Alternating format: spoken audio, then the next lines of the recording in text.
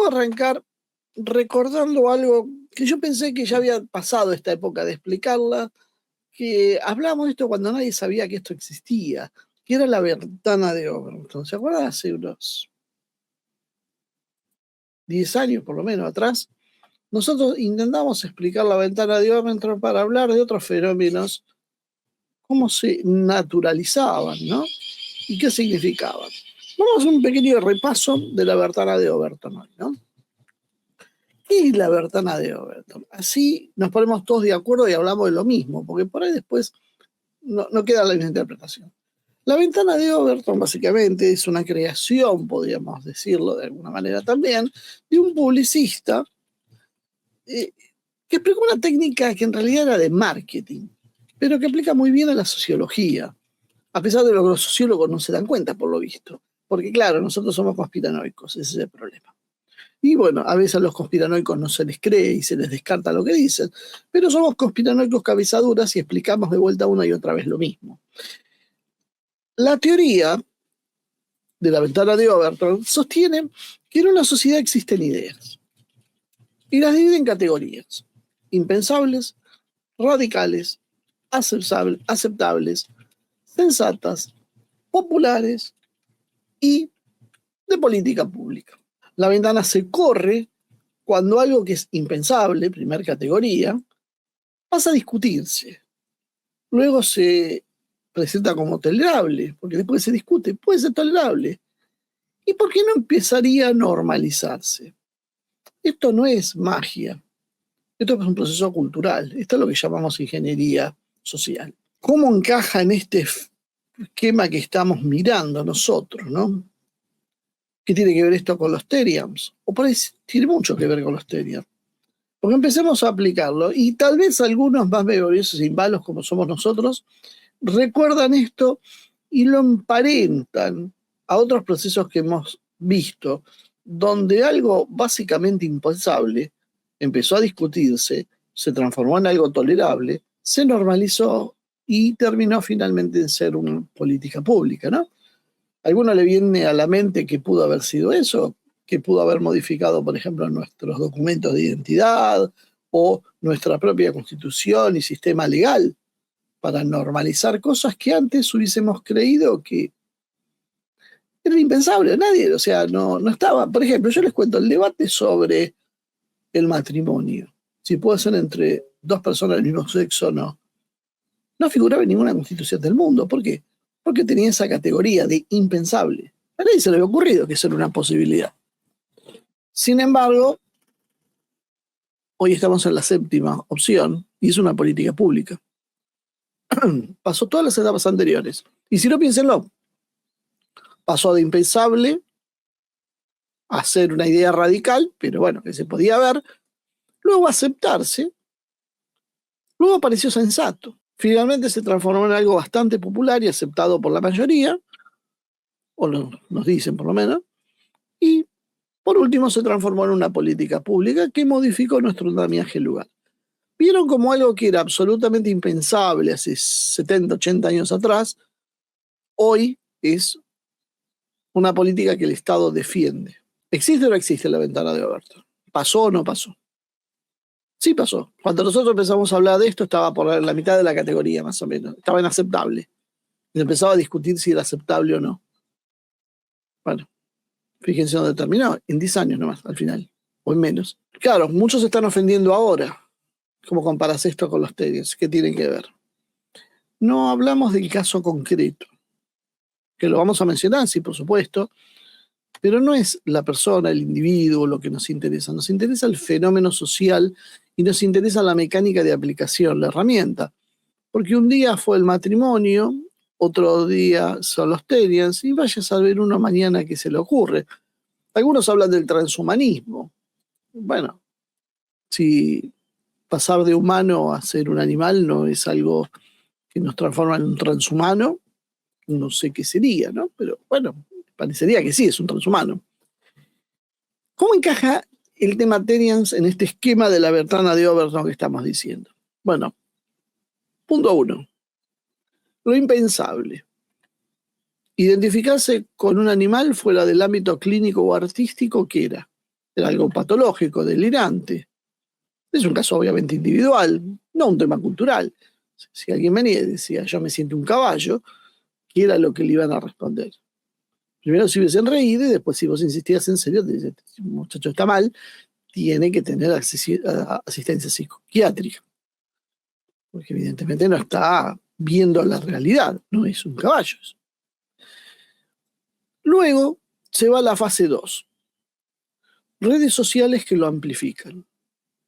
Se viraliza el proceso, aparecen adolescentes haciendo quadrobics. Quadrobics, para los que no saben, es imitar los movimientos de los animales, van corriendo. Algunos, reconozco, son extremadamente buenos. Parecen perros de verdad cómo se mueven. Generan risa, burla, pero es la primera etapa de la exposición. Algunos van a tener que pagarlo para poder avanzar. Luego entramos en una fase 3, despatologización discursiva. Ahí aparecen los famosos expertos, psicólogos y sociólogos. ¿Para qué se creen que nosotros tenemos universidades y centros de investigaciones? Y ahí se instala la idea de exploración identitaria, síntoma de época. Y nos advierten, no patologicen. Está muy feo decir que eso es patológico, que está loco. Identidad válida es en el fondo. También nos cuentan los expertos. Nosotros no somos expertos, no podemos opinar. También me hace acordar a otras épocas donde nosotros no podíamos opinar porque qué tipo de especialidad teníamos. Y acá empieza a cerrarse la ventana. Ya ahora ya no hay más debate sobre si es normal o no. Y este es el punto en que estamos hoy. Se empieza a debatir cómo entenderlo. Y ya aparecieron los expertos a explicarnos que está mal si nosotros criticamos esto. Ustedes que se están riendo, ustedes se están estigmatizando a gente que sufre. Hay gente que no puede remediar ser eso. Y ustedes dicen locos. No, no están locos.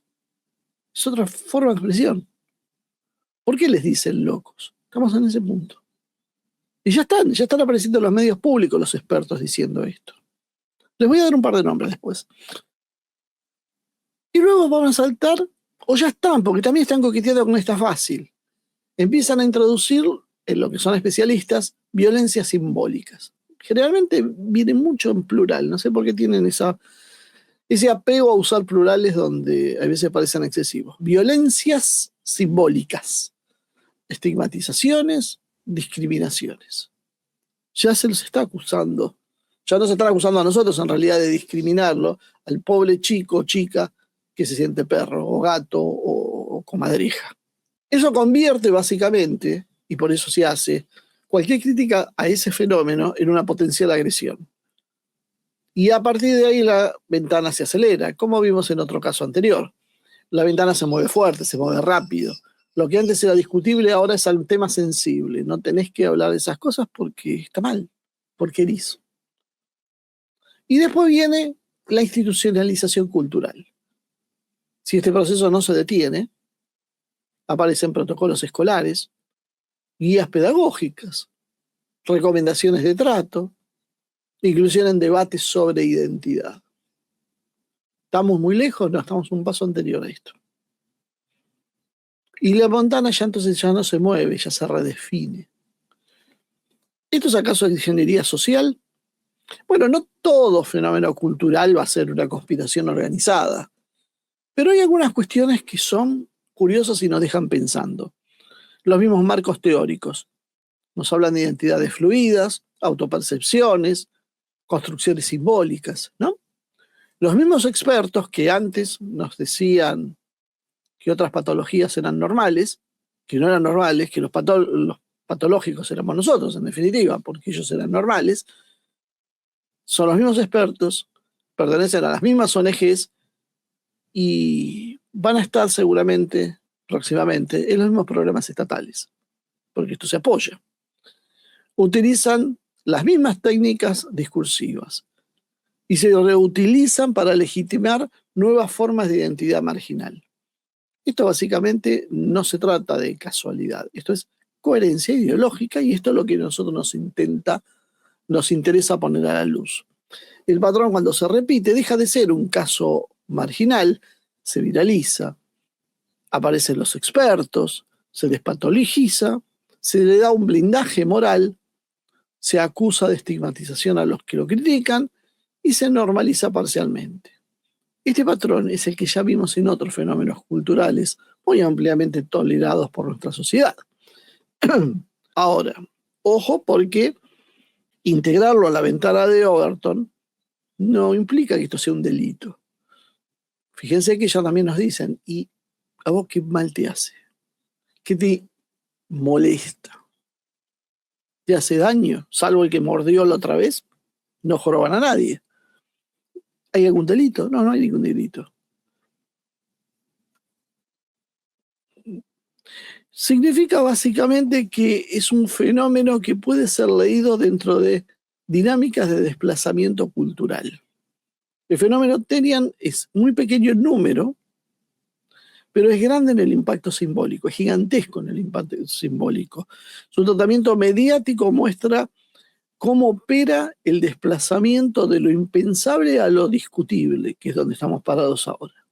La intervención de los expertos es la llave, el rol clave para poder dar el salto de lo que es una locura a que se transforme en algo racional, discutible, un gusto, una percepción.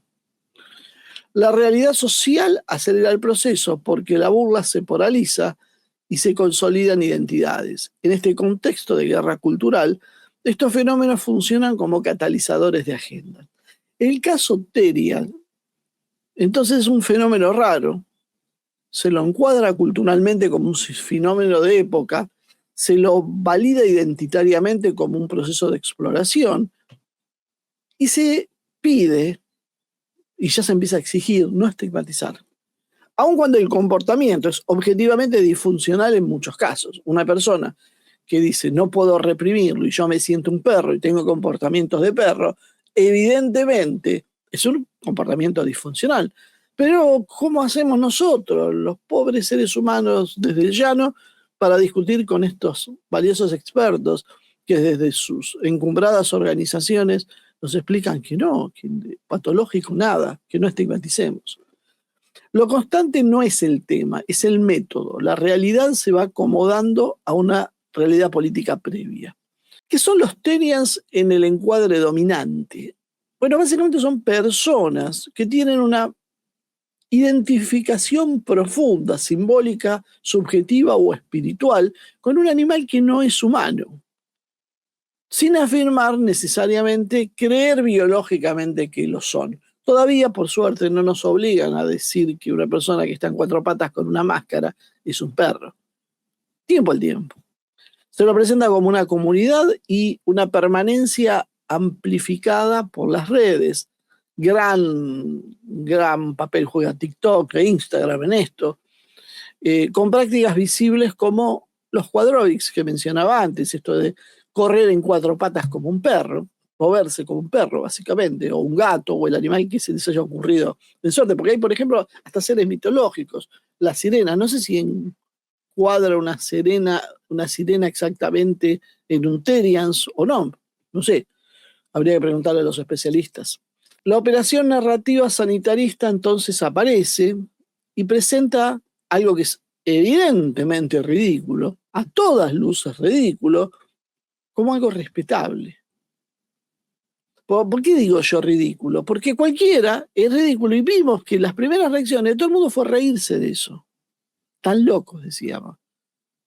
Y ya estamos viendo los expertos explicándonos en las tribunas públicas, que hoy son los medios los que van quedando, los canales de televisión, explicándonos y adiestrando a los propios conductores de los programas, que a veces hacían chistes y quedan como desubicados, que esto no es una patología, que hay que empezar a respetar un poquitito. Entonces, ahí empezamos a ver la operación, la mecánica típica de cómo funciona esto, notas, paneles, expertos, y la rareza pasa a ser un síntoma de algo social. Los expertos, que son más expertos que nosotros, por supuesto, y piensan más en profundidad que nosotros, que somos pobre gente, pobres diablos, que no entendemos de qué se trata esto, nos preguntamos, ¿es sano esto? Porque ellos nos están diciendo que sí. Y ellos nos cambian la pregunta. No, ¿cómo preguntas si es sano? Vos no tenés que preguntar eso, porque estás patologizando. O tenés que preguntar qué expresa eso. ¿Qué está expresando? ¿Qué quieren decir? Entonces, la patología, que es decir, este tipo está loco, se cree que es un perro, pasa a ser un problema de identidad.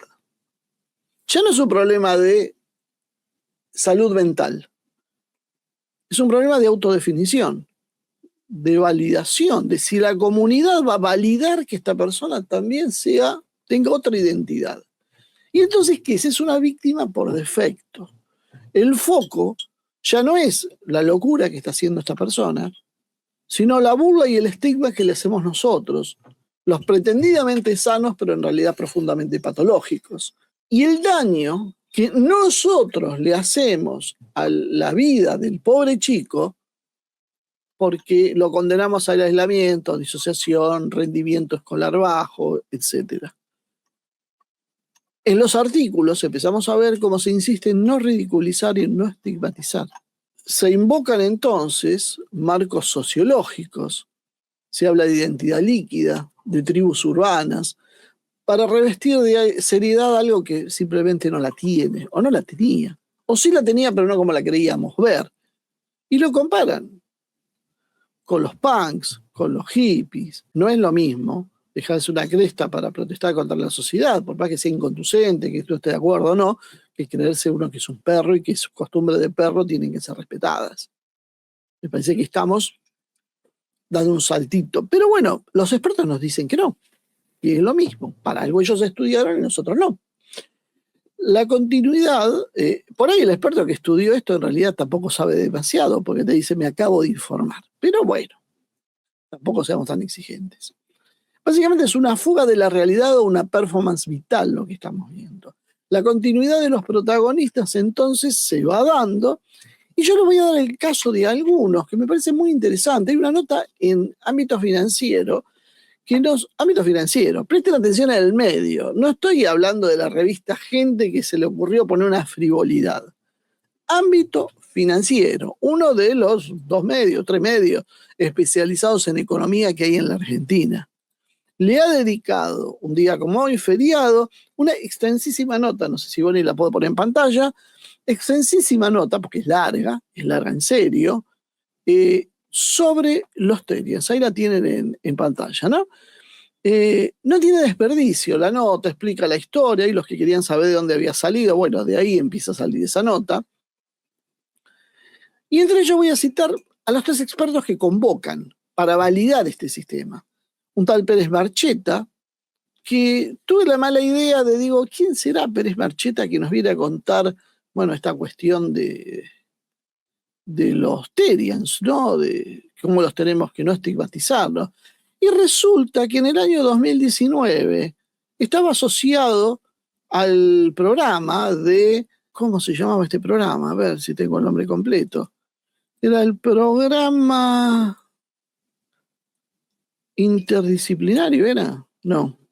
Perdeme un segundito que lo voy a buscar porque no quiero faltar a la rigurosidad. Pensé que lo tenía anotado y nunca me pude acordar en esto. Era el programa que se llamaba PRIO, Programa de Intervención para Hombres. Pavada de título le pusieron. Programa de Intervención para Hombres. Después los fascistas somos nosotros. Del Ministerio de Mujeres, Géneros y Diversidades, que se habrán dado cuenta, por algo tenemos a Milei como presidente. Este eran los programas de gobierno que había en el gobierno anterior, y tenía que ver con las masculinidades tóxicas. Por supuesto, Pérez Marcheta encabezaba ese programa.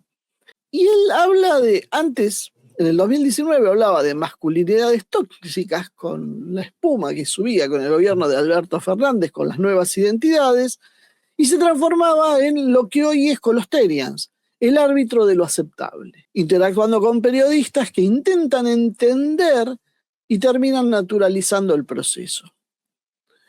Qué curioso, ¿no? Me hace llamar por eso yo decía que está relacionado con el programa anterior de Rusia, ¿no? La simpatría con el caso, recursos compartidos, mesa de expertos, periodismo pedagógico, mire los programas de televisión sobre los Terian. Y el periodismo que te explica de qué se trata, la apelación a la autoridad técnica, con psicólogos y sociólogos que nos explican que no tenemos que patologizar, y cómo desplazan el debate desde lo moral, es no discriminar, no estigmatizar, hacia lo penal en trata, según convenga. Porque en un caso, en Rusia, la acusaban de ser una nación que promueve la trata de blancas, la trata de mujeres, sin ninguna prueba, a pesar de ser mecanismos estatales. En cambio, con los Terians, con un montón de pruebas de que una cuestión patológica es obvia y evidente, nos habla ya de una presunción de inocencia y de legitimidad. Cuando el objetivo es Rusia, entonces, sin pruebas se acusaba. Cuando el objetivo es normalizar una agenda identitaria, se protege sin un diagnóstico serio. Entonces, no podemos sostener que todo lo que es delito, todo lo que no es delito, ni todo lo que es identidad son una cosa u otra. Pero si fueran un poquito más responsables estos medios, deberían verificar cuando acusan, como en el caso de Rusia, y también en el caso de los Terians, delimitar la salud mental y los límites cuando se ponen incomprensivos, porque en un caso eran censores absolutos sin saber de qué se trataba, y en el otro son absolutamente comprensivos sabiendo de qué se trata. Voy a hacer al revés. Acusan sin verificar y validan sin delimitar. Con Rusia, entonces, reforzaron un clima de enemigo externo, miedo, sospecha, sanción, con fenómenos identitarios, e instalaron un clima de disolución de normas. Todo es definición con el tema de los Terians. Y de esta manera debilitan las referencias culturales estables para los jóvenes. Si esto, muchachos, no es una guerra cultural en serio, no sé qué es, pero esto no es un debate académico. No es serio que lo planteen con un debate académico. Es básicamente la modelación de una conducta, un modelado de conducta, ingeniería social. Y no son casos aislados porque es un método que se aplica siempre de la misma manera. Cuando tiene que ver con Rusia es criminalización por sospecha, pero si el caso es un Terian, es legitimación por encuadre cultural. En ambos casos, el eje no es el hecho, sino la narrativa de lo que está pasando. Entonces, contra Rusia se aplica una denuncia sin pruebas materiales, se instala una palabra penal como trata antes de investigar y se amplifica la sospecha en medios y redes y se convoca luego a expertos que no conocen el caso pero opinan igual. Se invierte la carga de la prueba, hay que demostrar que no es trata ahora y se castiga reputacionalmente antes de que exista un fallo judicial. Por otro lado, en el caso de los Terians se dan fenómenos muy raros, ¿no? ¿Cuál es la otra experta que citaron? Que cita la nota de ámbito financiero. Daniela Gasparini, psicóloga, especialista en género y derechos humanos, miembro de Libres del Sur, fue candidata a diputada, creo que trabajó en Mumalá, y es una especialista en prevención de trata. Y la llevan a hablar de Terians. Es responsable, o fue responsable, porque esto ahora ya no funciona más, del área de prevención y capacitación del Programa Nacional de Rescate y Acompañamiento a Personas Damnificadas por el Delito de Trata del Ministerio de Justicia de la Nación. Es decir, una funcionaria pública, alta funcionaria pública, al igual que el anterior, Agustín Pérez Marcheta, que era el director o coordinador del programa de intervención a los hombres, vinculado a las políticas de género de 2009. Fíjense qué casualidad.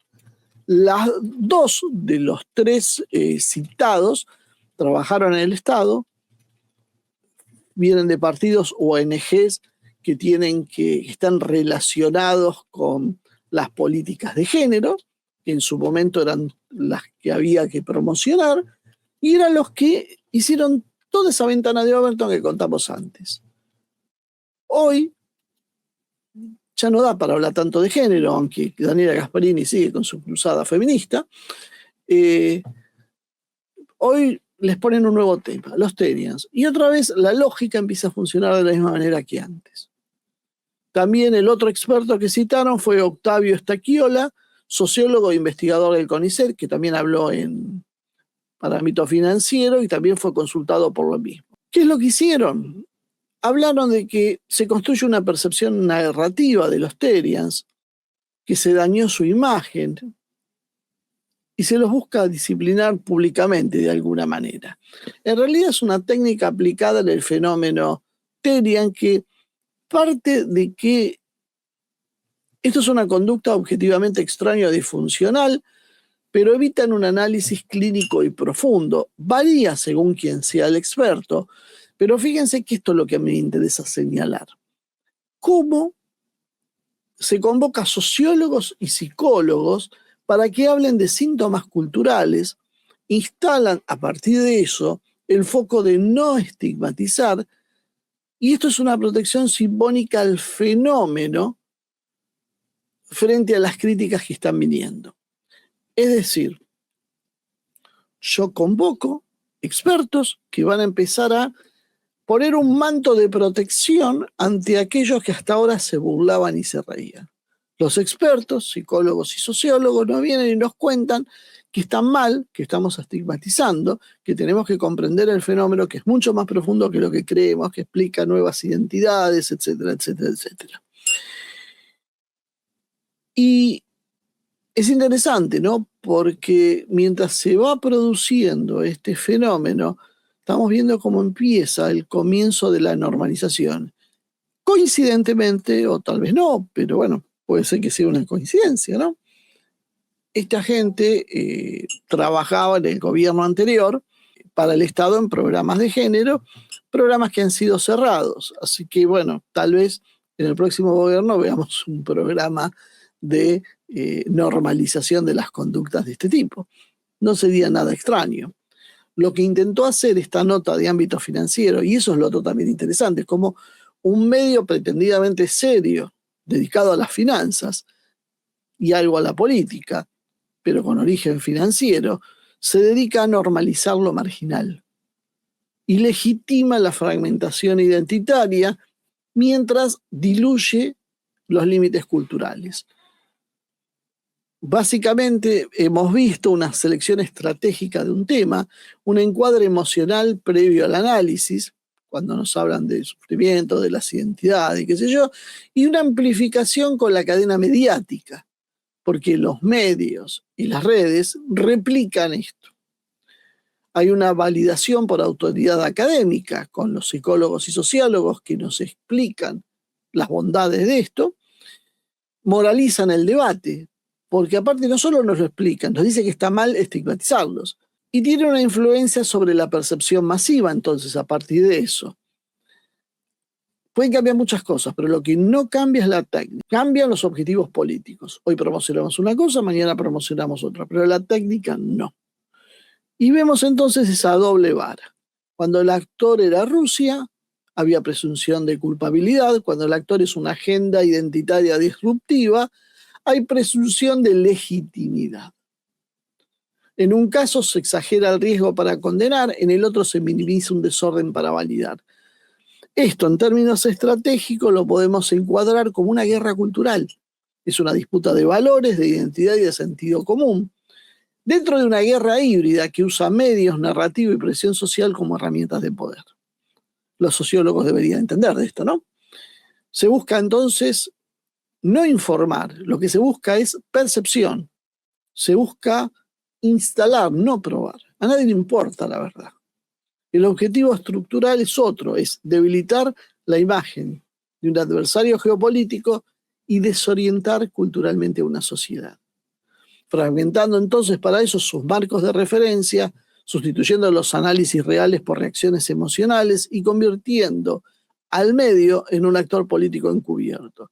El resultado entonces es una opinión pública entrenada para reaccionar, no para investigar, jóvenes expuestos a validaciones sin criterio y un debate público que es reemplazado por la moralización. Entonces, hay una confusión de hechos, hay sospechas, interpretaciones, y cuando la sospecha reemplaza la prueba y el cuadro reemplaza el análisis, básicamente la autoridad mediática reemplaza el dato verificable, ya no estamos más en un proceso de información espontánea, estamos frente a un proceso de ingeniería social aplicado en un contexto de guerra cultural e híbrida, donde el campo de batalla es la percepción colectiva.